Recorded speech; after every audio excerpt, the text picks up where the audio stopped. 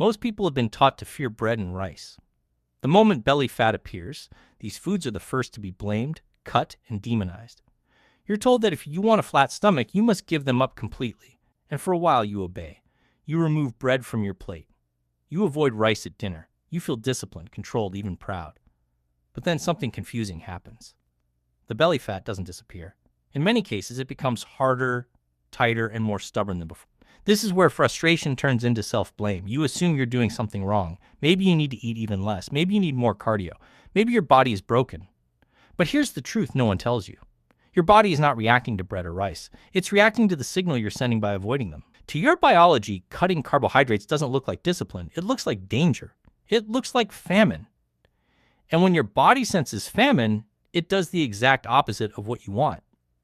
It protects belly fat at all costs. Not because it's lazy, but because it's intelligent. Your body does not store belly fat because it wants to sabotage you. It stores belly fat because it is trying to protect you. Deep inside your abdomen, fat sits close to your liver, pancreas, and intestines for one reason only: survival. This fat is not cosmetic. It is strategic. When energy becomes uncertain, the body doesn't store fat randomly. It places it exactly where it can be accessed fastest in an emergency. From an evolutionary perspective, carbohydrates were never the enemy. For early humans, foods that quickly raise blood sugar, roots, grains, and starches, meant one thing: safety. They were signals that energy was available and the environment was not hostile. When carbs disappeared, the brain didn't celebrate weight loss. It activated emergency systems designed to keep you alive through scarcity. Modern dieting has completely flipped the signal. When you remove bread and rice today, your body doesn't see a fitness goal. It sees instability. Cortisol, the stress hormone, begins to rise. Metabolism slows. Fat burning pauses. The body shifts into conservation mode, holding tightly to belly fat because it believes a crisis is unfolding. This is why so many people feel tired, cold, irritable, and obsessed with food after cutting carbs. These are not signs of weakness. They are signs that your nervous system is on high alert. Understanding this changes everything. Belly fat is not the result of eating bread and rice. It is often the result of removing them in a way that makes your body feel unsafe. Once you understand that fat storage is a response to perceived danger, the solution stops being about restriction and starts becoming about restoring trust. When carbohydrates are removed for too long, the body doesn't simply burn more fat as promised. Instead, it adapts. Thyroid output begins to slow, lowering your metabolic rate so fewer calories are burned at rest. Muscle tissue becomes expendable, broken down to create glucose for the brain. And as muscle disappears, insulin sensitivity drops, making it even easier for energy to be stored as belly fat. At the same time, cortisol stays elevated. This is critical to understand. High cortisol tells the body that stress is ongoing and unpredictable. Under this signal, fat near the organs becomes untouchable. The body would rather sacrifice strength, mood, and energy than risk losing its emergency fuel. This is why many people become skinny fat. Thin arms and legs with a stubborn, distended midsection. Cravings also intensify. The brain releases powerful chemical messengers that drive you toward fast, dense calories, especially bread and rice. This isn't lack of discipline. It's your nervous system trying to restore safety as quickly as possible. Fighting these signals only deepens the stress loop. The more you resist, the more the body tightens its grip. Belly fat becomes a locked vault, not because you're eating too much, but because your body doesn't believe food is reliable anymore. At this point, the real problem becomes clear. Belly fat is not responding to food alone. It is responding to certainty. Your body doesn't ask, "How many calories did you eat today?" It asks, "Can I trust that energy will be here tomorrow?" When the answer is unclear, fat stays. Every time bread and rice are removed, then reintroduced in panic, then removed again, the body learns inconsistency. That inconsistency is interpreted as threat. Blood sugar swings become sharper. Insulin works harder. Stress hormones stay elevated longer. The result is a metabolism that feels stuck and a belly that refuses to soften. This is why extreme low-carb cycles often end in rebounds. The body doesn't forget the stress it experienced. It prepares for the next one by storing fat faster and more efficiently. What feels like failure is actually adaptation. Your body is learning from your past signals and adjusting to survive them better next time. The breakthrough happens when the message changes.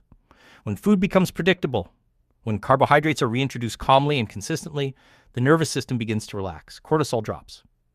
Thyroid function improves. Muscle is preserved. Only then does the body consider releasing stored fat. Once the body begins to feel that consistency, something subtle but powerful changes.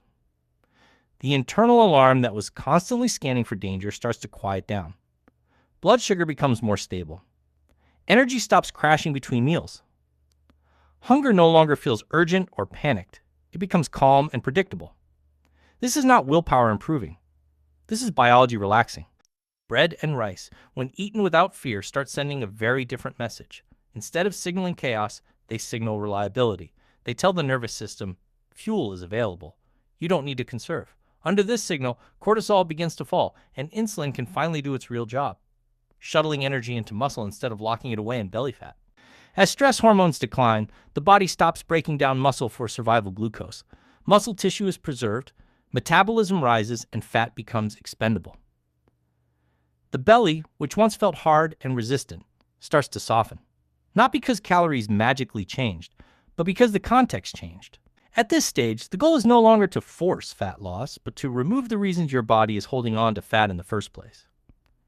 When bread and rice are eaten as part of regular, balanced meals, the nervous system stops interpreting food as unpredictable. This predictability is what unlocks metabolic flexibility.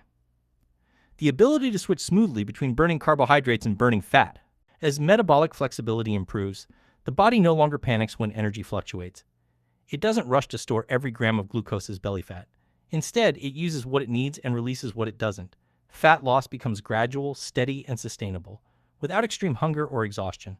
This is why people who reintroduce carbohydrates intelligently often feel warmer, stronger, and more energized within days. Thyroid output improves, mood stabilizes, sleep deepens. These are not side effects. They are signs that the body is exiting survival mode. This shift also changes how your body responds after meals.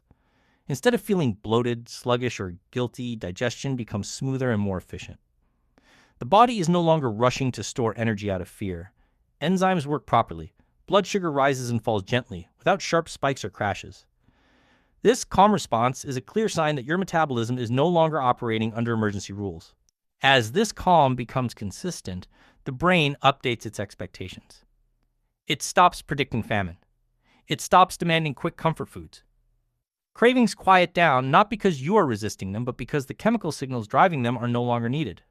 Over time, this creates a powerful feedback loop. Consistent nourishment lowers stress. Lower stress improves insulin sensitivity. Better insulin sensitivity allows fat to be burned more easily. Each step reinforces the next. Belly fat, once fiercely protected, becomes unnecessary weight the body is willing to release. The turning point comes when you realize that bread and rice are not obstacles. They are tools. When used intentionally, they tell your body that energy is available and stress is no longer in control. This single message changes everything. At this stage, fat loss stops being forced. Meals become calm. Energy stabilizes. The nervous system shifts out of defense mode, and belly fat finally loses its protective role. Once this safety signal is established, progress becomes surprisingly effortless. You no longer wake up exhausted or obsessed with food. Your body starts using stored fat between meals without panic. Hunger feels gentle instead of urgent. Bread and rice now support fat loss instead of blocking it, because they are part of a predictable system your body trusts. As stress fades, metabolism rises naturally. Now comes the final step. Turning this knowledge into a lifestyle, not just a temporary trick. Belly fat doesn't vanish overnight, but when your body trusts that energy is reliable, the fortress it built around your organs slowly begins to crumble. You combine calm, consistent meals, including bread and rice, with gentle movement, enough protein to protect muscle, and sleep that lets the nervous system reset. Stress no longer dictates storage. Cravings no longer drive panic eating. You've shifted from fighting your body to partnering with it. Fat is released steadily, hormones rebalance, and energy stabilizes. Every bite becomes a signal of safety. Every walk reassures your nervous system, and every night of restful sleep reinforces the message. Famine is over. This is the counterintuitive truth. You can eat bread and rice and still burn belly fat, because it's never been about the food itself. It's about telling your body it's safe. When the alarm goes silent, the belly fat finally lets go, and your metabolism works with you, not against you.